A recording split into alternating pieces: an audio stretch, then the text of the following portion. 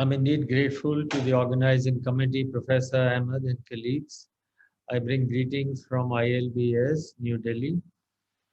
I have nothing to disclose except that our residents are very bright and put ILBS at number 2 position in the country.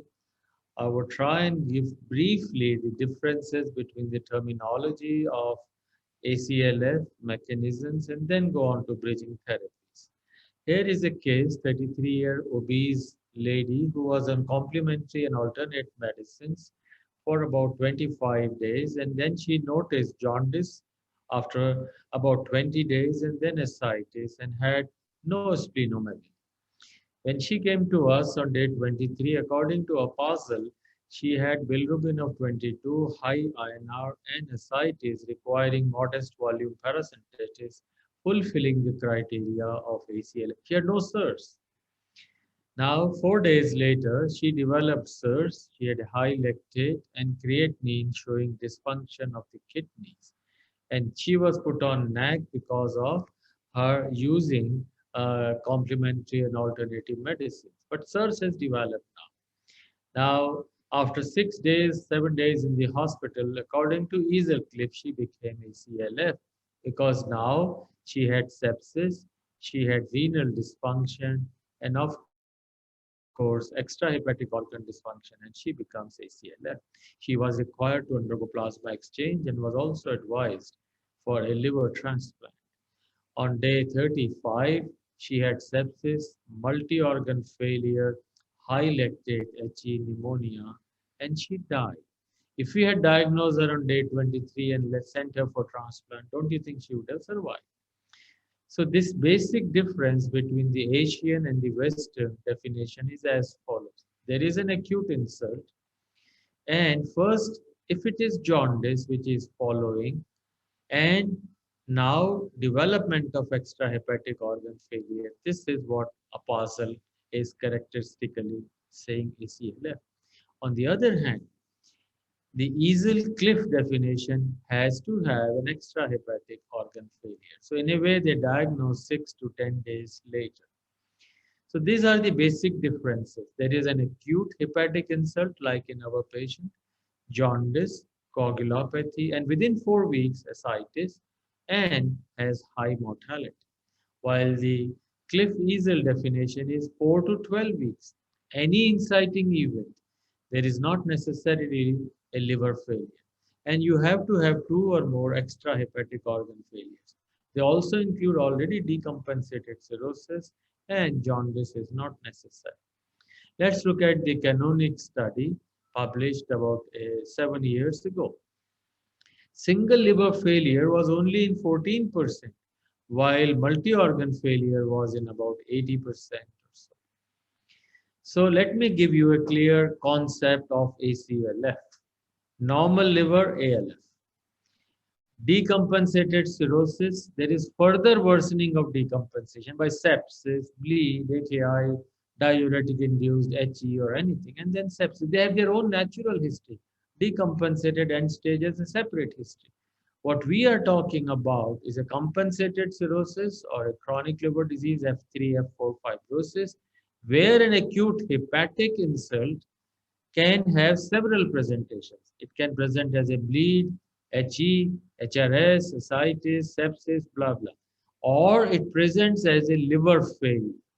Acute and chronic liver failure is a liver failure, where there is first jaundice, that is liver failure, followed by ascites, which is acute portal hypertension. This is a homogeneous group which the apostle recognizes. Well, you use Cliff, this plus this plus this, there are about 27 phenotypes. How can you ever treat? And if you use the North American consortium, they only take up end-stage liver disease who has gone to the ICU.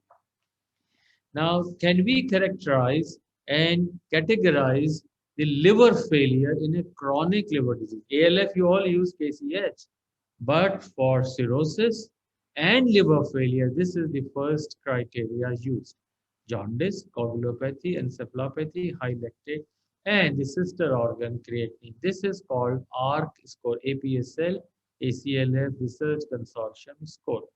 Let's look at our patient. The patient had INR less than 1.5, 1.4.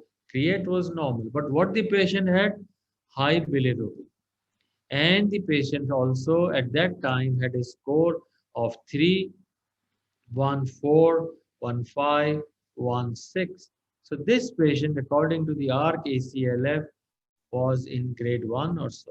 After 4 days time, 27th or so day, this patient now started having high INR, the lactate went up, creatinine went up, and the R score went to 10. What is the relevance of this? Now he is in grade 2, and if he goes on, we will have grade 3. By day 7, this patient will further, it is day 4, but by day 7, he will become further worse. So this is what I want to show you. If a patient comes early, below 10 score, this patient is likely to improve. And by day 7, his chance of increasing mortality is about 5%. But if the patient comes at a score of 10 or so, a 1 unit increase will increase mortality by about 20% by day 7. From 10 to 13, certainly this patient is likely to die, and she died. When we compare this ARC score with Cliff, SOFA or anyone, the ARC score is far superior as far as predicting mortality is concerned. So we all use in our countries and the Asian countries the ARC score. Let's look at the Cliff score. By the time you go on to the Cliff score, you will have bilirubin, which is very high, kidneys dysfunction, needs RRT. There is already need of intubation, coagulation is gone, vasopressors are on, respiration is bad. This is a late stage, maybe not reversible. So let me summarize this part briefly that we need a pure phenotype. Liver is the core. Organ failure are not needed for definition. Yes, for prognosis. And decompensated cirrhosis has a separate natural history, and sepsis is a consequence. Now let's look on to the bridging therapies. Let us understand why do we want a bridge and what is going on. So here there is an acute insult by alcohol, virus, drugs, like our patient. There is a cell injury, and at that time from the gut through the portal vein, many endotoxins will come. So the injury plus bacterial dislocation, translocation will lead to a sensor hyperstimulation. All the immune cells are hyperstimulated and they release mediators which will go all the cytokines into the blood, and this cycle keeps on going. And the response is an organ failure. What is ACLF? It's a syndrome of acute portal hypertension. A cirrhosis already has a portal pressure of 10 or 12 or 15. Now you have cell death, you have high cytokine release, you have high bile acids, high bilirubin, and they lead to further activation of cells. There is an acute rise in portal pressure. Stellate cells are active, endothelium is gone, and relaxation is not possible. And this leads to sudden onset ascites, HRS, GI bleed, and hepatic encephalopathy.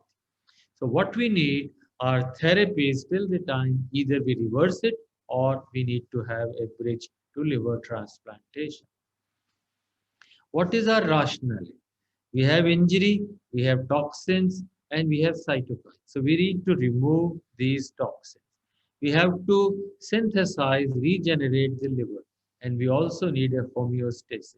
So what we can do is elimination of toxins by plasma exchange, by MARS, by other methods, heme adsorption. We need to stimulate the liver, regenerate it, and GCSF is a major player. Or we can improve the pathophysiology, change the gut bacteria which are translocating by fecal microbial transplant. So in acute on chronic liver failure, there is a huge anti-inflammatory response. And slowly CARS comes and the death can occur. What we need now, in the 7 days as I showed you, there is a golden window before SIRS and sepsis develop. We need to ameliorate, remove the toxins and allow the liver to regenerate. This is what we show you here. There is a person who responds to plasma exchange versus non-responder. We are able to reduce the HMGB, the cell death. We are able to decrease cytokines like IL-1 beta and others. We are also able to decrease several other cytokines as shown here. Responders do much better than non-responders. Now, this is the oxygen consumption rate. Nowadays, what we do, we take out the blood, use the monocytes, and in 2 hours, you can say, after plasma exchange, this fellow will respond. Here is a non-responder, and others are responders. Now, in non-responders, you will see that the oxygen consumption rate does not improve with plasma exchange.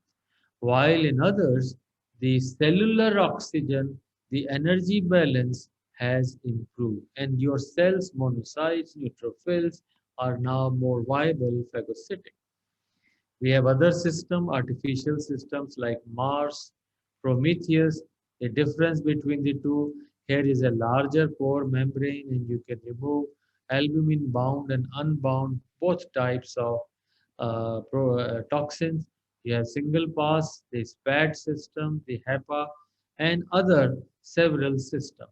All these are primarily using the albumin as a dilysate and remove the toxins which are in the blood.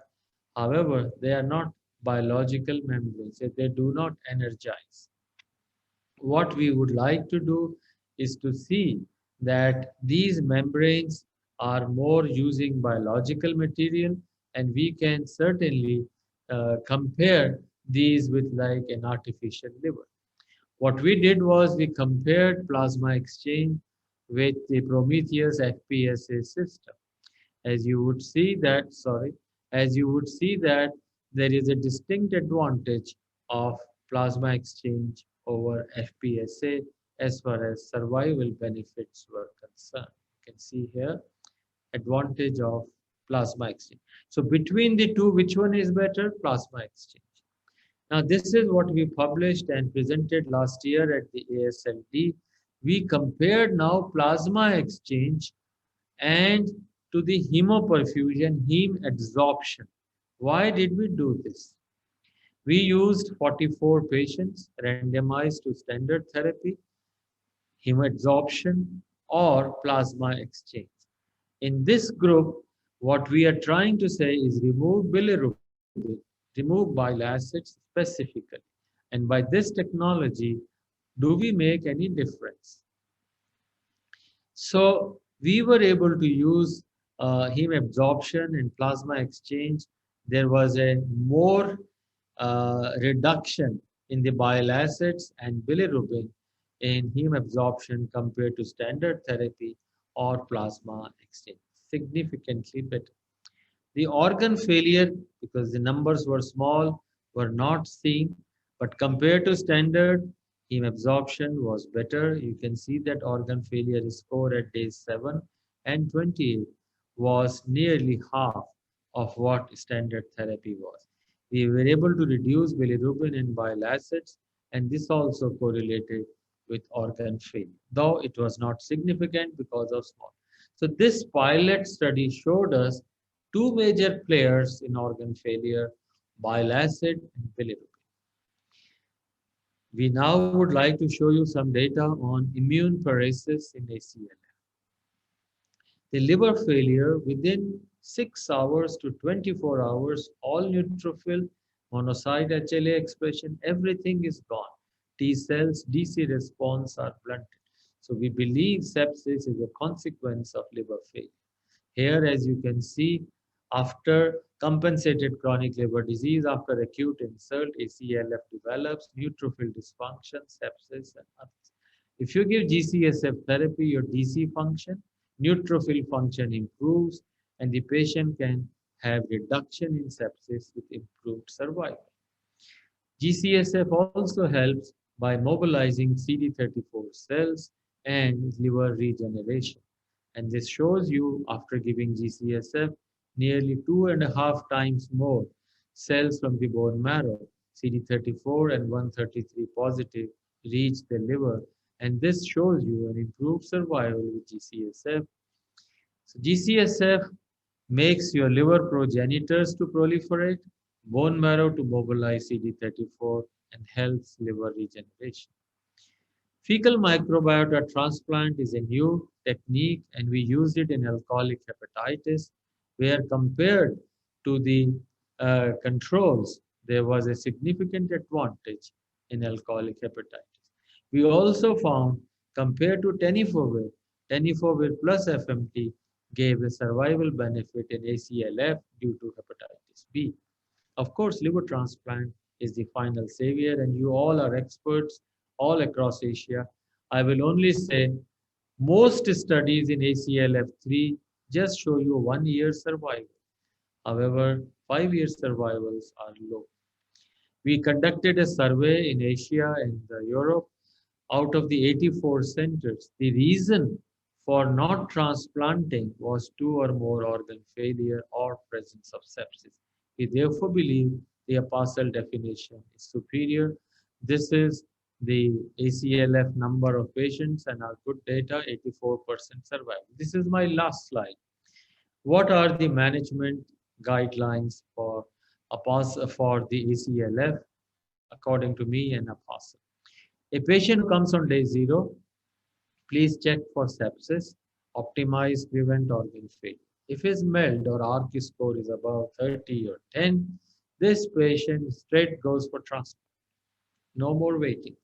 However, while he is waiting and you are giving therapies to support like plasma and others, his ARC score comes down, he is improving, you can continue medical therapy. But if it is increasing, you need emergency transplant. If there are extrahepatic organ failures like CLIF and other scores are used, this patient from the beginning might need a plasmapheresis, artificial liver support, Mars or Prometheus. If he is stable or improving, you can take for emergency transplant. But if he is progressive, not improving, or he comes with 3 or 4 organ failures, maybe only supportive care is required. With this, I would like you to indulge into submission to Hepatology International. It does take surgical cases and series and has a good impact factor, but we have miles to go in ACLF, a universal definition, focused therapies, liver support devices, and high priority at first week transplant decisions. We have ARC, which has more than 7,000 cases across Asia and Europe. We would like you to join and be a partner to improve our outcomes of patients with ACLF. Thank you once again for your kind invitation.